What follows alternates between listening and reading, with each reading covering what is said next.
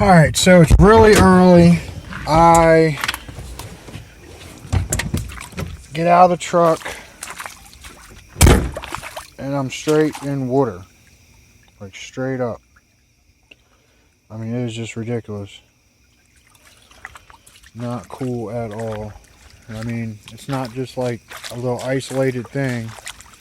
The whole freaking parking lot is just in like, you know, 3-4 inches of water. I mean, it's ridiculous. It's bad. I've never seen it quite this bad in a long time. I have in the past, but it has been a while since I've seen it quite like this. It is not good at all. He's sitting right on the finger pier, just fishing. Just crazy.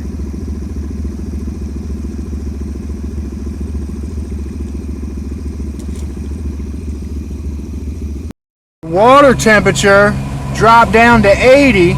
It was up to like 86.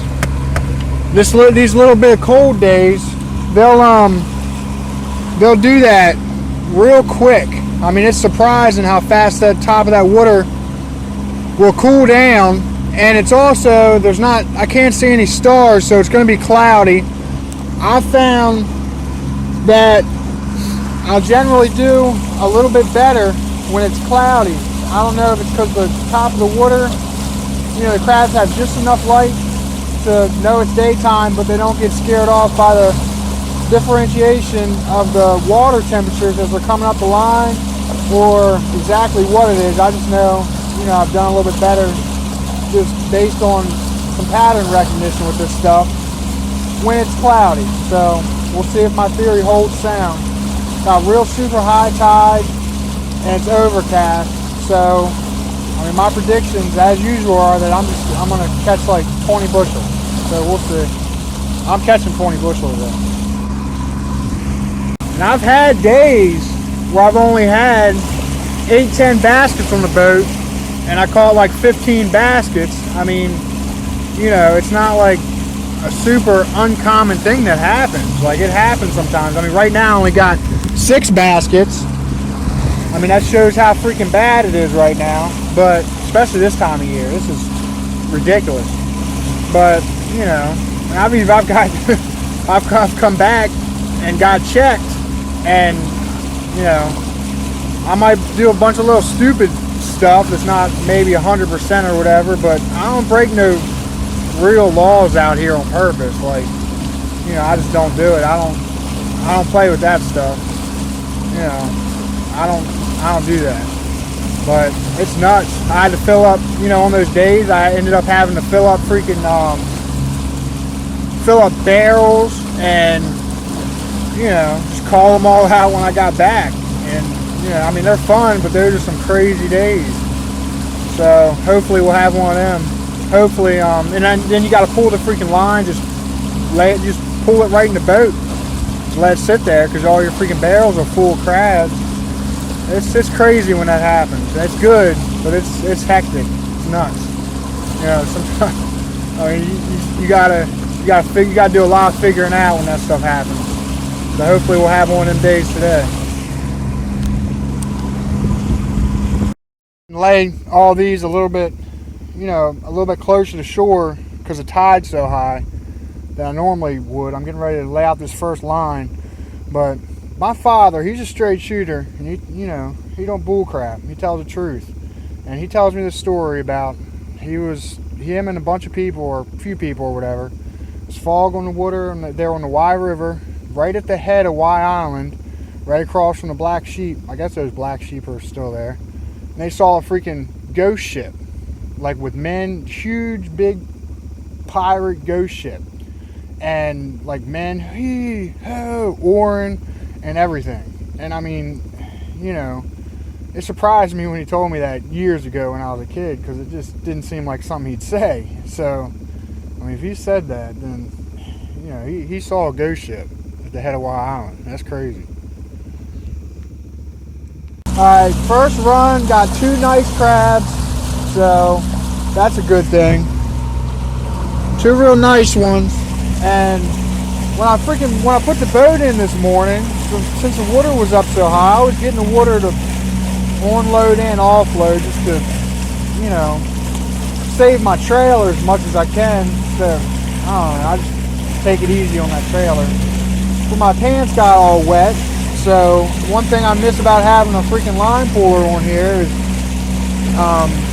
now that I got one back on here, I got somewhere to dry my pants off.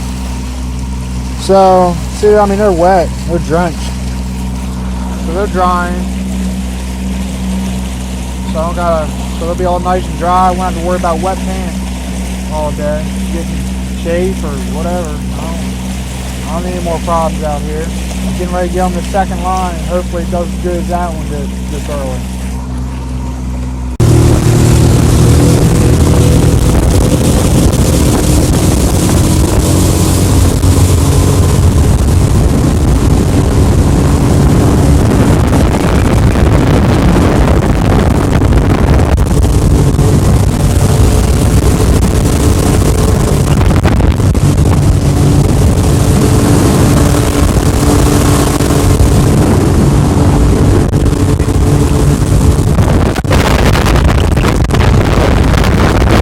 22, and that run I got 1, 2, 3, 4, 5, 6, 7, which is a pretty good run. And I caught those, strangely enough, where I caught them where the water was a little bit murky on the other line. I don't know why I keep freaking putting that line in that one spot. They ain't been doing nothing. I just keep putting it back there. But, you know, sometimes it does all right, you know, in other years. So I keep putting it back there thinking it's going to pick up. But on that line, it didn't catch nothing. And the water was real clear on that one. But I caught my first soft crab of the year, which is basically just a female that was on a big old Jimmy. I mean, it's a little bit too hard to, you know, doesn't have a lot of movement. But I mean, I guess you could fry it up. See, it's a little bit soft. You know, it's pretty soft, but it's almost more like a paper shell. But that's the first one of those I've caught of the year. I'm gonna go ahead and throw her back. Probably end up being fish bait.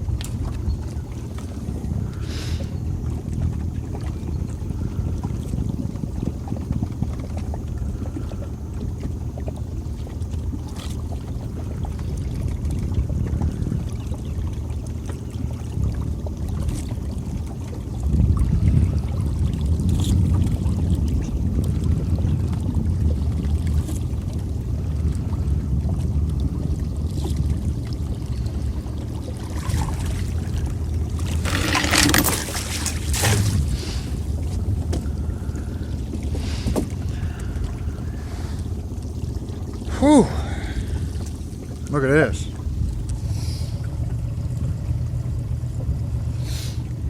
And that's where he sat the whole time I was running the line. That's the one I missed and missed the basket with. Alright, it's 8:19, and if I was in a primitive survival situation, I would definitely want to go ahead and trotline crab, because it'd be a good way to obtain a food source. And I mean, the way you could do it, you know, just make yourself some line or something and then attach bait to it. Find like some animals or something and attach them to it. The hard part, I think, would be trying to you'd have to build yourself a little raft and then do it like a hand line. But you could definitely catch yourself some real nice mud crabs for your pot in a primitive survival situation. Trotline crabbing, I mean, no question about it. There's a butte right there.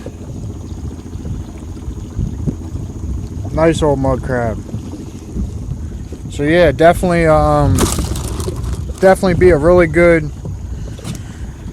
option to consider if you were in a primitive survival situation, or just wanted to practice primitive living and had, you know, access to water. And it would definitely be a really good way to obtain food. Alright, it's 8:50 and I have probably about a half a basket when you put it all together. So I don't know, it stayed pretty much just consistent slow all day. Haven't had any horrible runs, haven't had any great runs. I moved my fortnight line and it's doing better now because I moved it. And I might actually make a show or do a video of trotline crabbing for primitive survival. I don't know. And also I was thinking about, I abrased my cornea horribly one time calling crabs. So it had me messed up bad, like real bad. So always wear freaking glasses whenever you're calling crabs, because the points will, you know, when you're calling through them, will just fly up and they'll scratch the crap out of your eye. I mean, I got bad, like I was messed up. That really messed me up. That was a long time ago. I'll never forget that. It was horrible. So I don't know, I'm just gonna keep picking at them and trying at least get my basket. Got like another 2.5 hours till low tide, so probably just keep fishing this outgoing tide, and you know, hopefully I can go ahead and fill that basket. I haven't really seen it like come on late. You know, it seems like it's always just, you know, sun up and then that's what you get, and then it slacks off as the day goes. So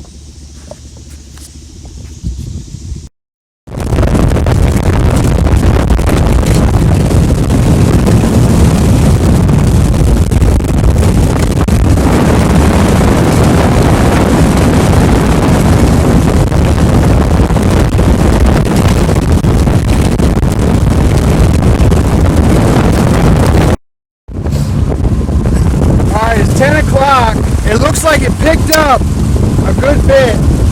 And on this line, this one line I'm getting ready to run, I'm running it at a crosswind. And I went ahead and started running it the other way because I had the wind hitting the boat on the starboard side, which is where I run my line, and it was just too much. The wind really picked up. So I'm going to ahead and switch sides so that the wind hits it on the port side, and it just makes it easier for me anyway to run the line. And I caught more crabs on that one, on that line too, but it could also had to do with, you know, they came on the other lines too, so that might not have had anything to do with it. I don't know. But I don't like running that one that way generally because of the sun in the shadow, but today it's just not really an issue because it's so overcast. So I got kind of lucky with that. It's so much easier to run when you got that crosswind, for me anyway. You know, everybody's different. if the wind's hitting you on your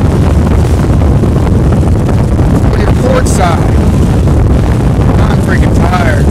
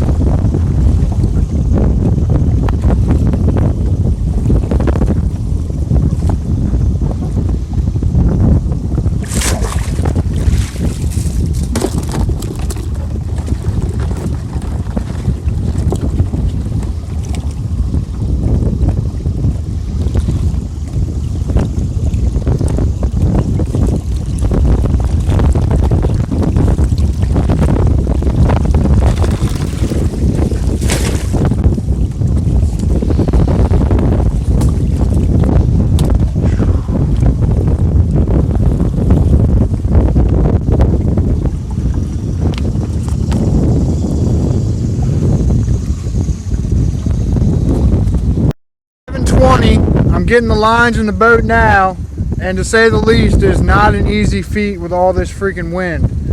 I mean, it's ridiculous. I got my basket between everything.